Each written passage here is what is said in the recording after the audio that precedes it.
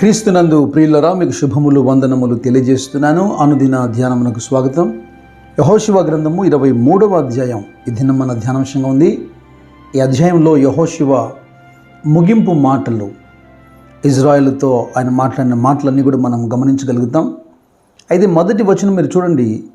చుట్టూనున్న వారి శత్రువులలో ఎవరునూ వారి మీదికి రాకుండా యెహోవా ఇజ్రాయేలుకు నెమ్మది కలుగజేసిన మీదట అనేక దినములైన తర్వాత యెహోషువ బహు సంవత్సరములు గల వృద్ధుడాయెను. నెమ్మది కలగజేసెను. ఎన్ని సంవత్సరాల సుదీర్ఘమైనటువంటి పోరాటం. ఐగుప్తులో అనేక సంవత్సరాలు బానిసలుగా ఉన్నారు. దాదాపుగా 40 సంవత్సరాలకు పైగా ప్రయాణం చేశారు. యుద్ధములు, పోరాటములు, అనేక రకములైనటువంటి సమస్యలు. కనానుకు చేరిన తర్వాత కూడా ఆయా జాతుల్ని వెళ్ళగొట్టి దేవుడిచ్చిన వాగ్దాన దేశాన్ని స్వాధీనపరుచుకునేందుకు జరిగినటువంటి పోరాటాలు. ఈ సుదీర్ఘ కాలం తర్వాత దేవుడు వాగ్దానం చేసినట్టే ప్రజలందరికీ, గోత్రములన్నిటికీ, నాయకులందరికీ మిక్కిలి నెమ్మది కలగజేశాడు. అయితే ఈ ముగింపు మాటల్లో యెహోషువ చెబుతున్నటువంటి విషయాలు ఏంటంటే, గతంలో మోషే చెప్పినట్టుగానే మోషే నిన్ను వృద్ధాప్యంలో ఏ విధంగా యెహోషువకు కొన్ని జాగ్రత్తలు చెప్పి ప్రజల్ని నడిపించమని చెప్పాడో, అలాగే ఇప్పుడు యెహోషువ ముగింపు మాటలు ఇజ్రాయేలుతో, పెద్దలతో మాట్లాడుతున్నాడు. మీరు చూడండి 6వ వచనంలో, కాబట్టి మీరు మోషే ధర్మశాస్త్ర గ్రంథములో వ్రాయబడిన వాటి అంతటిని గైకొని అనుసరించుటకు మనసు దృఢం చేసుకొని ఎడమకు కానీ కుడికి కానీ దాని నుండి తొలగిపోక, ఇక మీదట కూడా మీ దేవుడైన యెహోవా మీకు ఇచ్చిన మాట ప్రకారం తాను మీ కొరకు యుద్ధములు చేయవాడు గనక మీలో ఒకడు 1000 మందిని తరుముతాడు. కాబట్టి జాగ్రత్త పడి మీ దేవుడైన యెహోవాను మీరు ప్రేమించాలి అంటున్నాడు. దేవుని ప్రజలకు శత్రువు అనేవాడే ఉండడు అనేది అబద్ధ బోధ అవుతుంది. దేవుని పిల్లలకు శత్రువులు ఉంటారు, ఎదురవుతూ ఉంటారు. చెప్పాలంటే వారే నిర్హేతుకంగా యుద్ధములు ప్రకటిస్తూ ఉంటారు, వ్యతిరేకముగా ఆయుధములు సిద్ధపరుస్తూ ఉంటారు. వాగ్దానం ఏంటంటే వాటిలో ఒకటైనను వర్ధిల్లదని, మీ ఎదుట ఏ శత్రువు నిలవనిరడని. ద్వితీయోపదేశకాండం 28వ అధ్యాయంలో 7వ వచనం ఏమంటుంది? నీ మీదప్పుడు నీ శత్రువులను యెహోవా నీ ఎదుట హతమగునట్లు చేయును.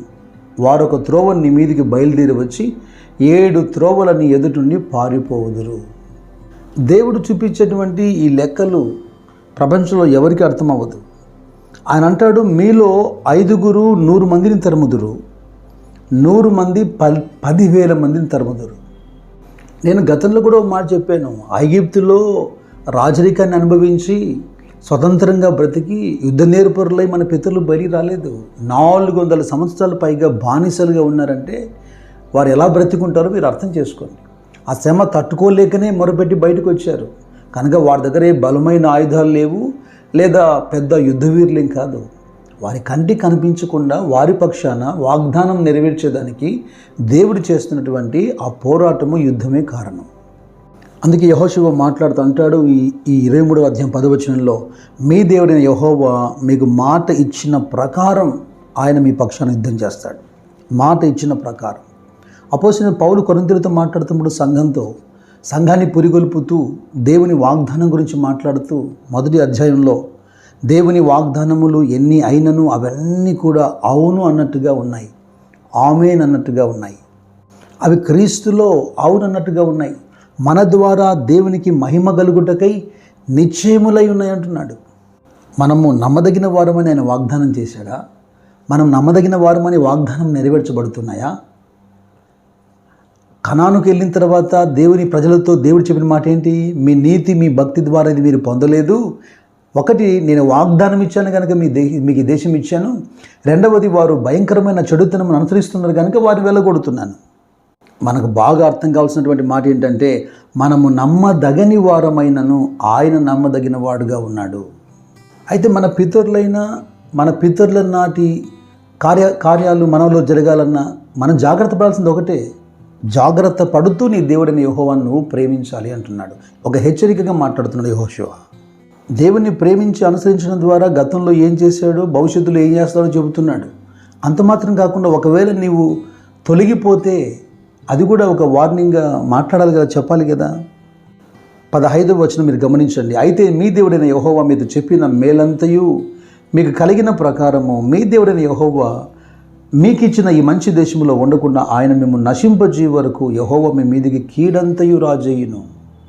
ఒక వ్యక్తికి దేవుడు వ్యతిరేకైతే లేదా దేవునికి ఒక వ్యక్తి వ్యతిరేక బ్రతుకుతున్నప్పుడు నిజంగా కనీసం చదివేదానికి గ్రహించేదానికైనా ధైర్యం కలుగుతుందా? ద్వితీయోపదేశకాండము 28వ అధ్యాయంలో మొదటి 14 వచనాలు చక్కగా పట్టణంలో దీవించబడతావు, పొలంలో దీవించబడతావు, గర్భఫలం దీవించబడుతుంది, పశువులు దీవించబడతాయి, నీ పిండి పిసుకు తొట్టి దీవించబడుతుంది, ఇలాగ అనేక ఆశీర్వచనాలు ఉన్నాయి. 15వ వచనం నుండి అధ్యాయం ముగింపు వరకు 68 వచనాలు దాదాపుగా ఎన్ని రకాల ఆ కీడు రాశారో చదువుతున్నప్పుడు ఎంత భయం అనిపిస్తుంది కదా. మోషే అయినా యెహోషువ అయినా దేవుని ప్రజలకు పదే పదే జ్ఞాపం చేస్తున్న మాట ఏంటంటే, మీ దేవుడైన యెహోవాను అనుసరించకుండా మీరు కుడికి కానీ ఎడమకు కానీ తొలగకూడదు. ఈ మిగిలినటువంటి జన సమూహం ఏదైతే ఉందో వారితో మీరు సహవాసం చేయకూడదు, వారి దేవత పేర్లు ఎత్తకూడదు, వాటితో ప్రమాణం చేయకూడదు, వారికి పూజింపకూడదు, వారికి నమస్కరింపకూడదు. నేటి వరకు మీరు చేస్తూ వచ్చినట్లుగా మీ దేవుడైన యెహోవాను మాత్రమే మీరు హత్తుకొని ఉండాలి. గ్రహించడానికి మంచి మనసు ఉండి నేర్చుకునే మనసుతో ఆలోచించే వారికి మాత్రమే ఈ మాట అర్థమవుతుంది.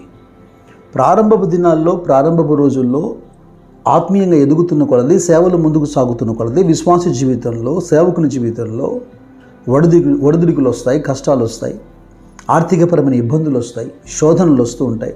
అన్నిటినీ జయిస్తూ వెళ్తూ ఉంటాడు. కాస్త ఆత్మీయంగా ఎదిగి బలపడిన తర్వాత, దేవుళ్ళు స్థిరపరచబడిన తర్వాత వచ్చే పోరాటాలు, సమస్యలు వేరు. కానీ ఇదిగో ఎంతో కొంత దేవుడిచ్చే నెమ్మదిని వారు అనుభవించడమే ఒక సూచన దేవునిలో వారు ఉన్నట్టుగా.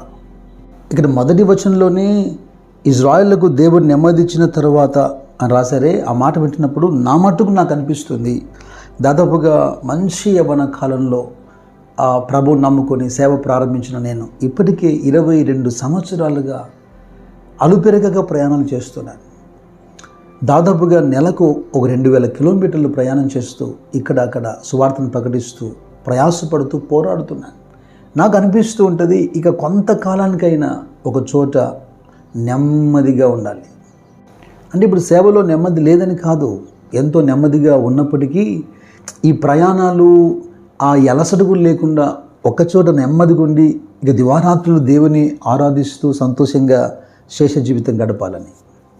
ఏదేమైనా దేవుని ఆజ్ఞ మేరకు దేవుని వాగ్దానం చేత పట్టుకొని దేవుని యొక్క ఆశీర్వాదం కొరకు ప్రయాణిస్తున్న, పోరాడుతున్న, వెంబడిస్తున్న మీ జీవితాల్లో దేవుడు మిమ్మల్ని కరుణించి ఈ సంవత్సరం మీ పోరాటములన్నిటినీ ఆయన అణిచివేసి మీకు మిక్కిలి నెమ్మది కలుగుజేయునుగాక. ప్రవక్త అయినటువంటి సమూయేలు న్యాయాధిపతిగా, ప్రవక్తగా ఇజ్రాయెల్ మధ్యలో ఉన్నంతకాలం దేశము నెమ్మదిగా ఉన్నట్టు, రాజు అయినటువంటి ఆసా దినములలో అతడు సలిపినటువంటి భయభక్తులు బట్టి దేవుడు యుద్ధములు లేక దేశమును నెమ్మదిపరిచినట్టు సమస్త జ్ఞానముకు మించిన దేవుని సమాధానం మీరు అనుభవించుదురుగాక. God bless you. God bless you.